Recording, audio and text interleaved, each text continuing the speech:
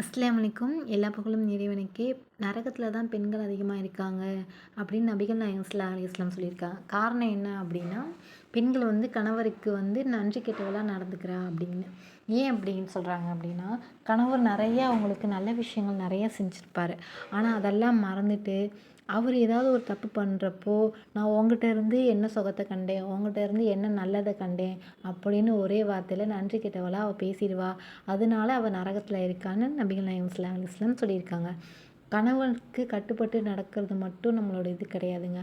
அவரோட சூழ்நிலையை புரிஞ்சுக்கணும். நம்ம வீட்டில் இருக்கோம், நல்லது கெட்டது வெளியில் 1000 இருக்கும். அதை எல்லாத்தையும் பார்த்துட்டு வீட்டுக்கு வர ஆம்பளை நிம்மதியை தேடி வருவார். அந்த நேரத்தில் அவர் நம்மக்கிட்ட பாசமாக இருக்கணும், நம்மளை கொஞ்சணும் அப்படின்னு நம்ம எதிர்பார்க்காம, வெளியிருந்து வர ஆம்பளை நல்லது கெட்டது பார்த்துட்டு வராரு. 1000 கஷ்டம் இருக்கும், 1000 பிரச்சனை இருக்கும்.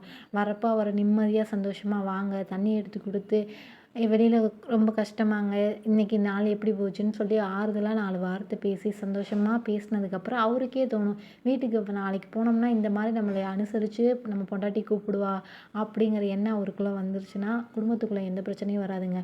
அவரோட தேவை என்னன்னு நீங்கள் புரிஞ்சுக்கிட்டும், உங்களோட தேவை என்னன்னு அவர் புரிஞ்சுக்கிட்டும் நடந்துட்டாலே வாழ்க்கையில் எந்த கஷ்டமும் வராதுங்க, எந்த பிரச்சனையும் வராது. அஸ்ஸலாமு அலைக்கும்.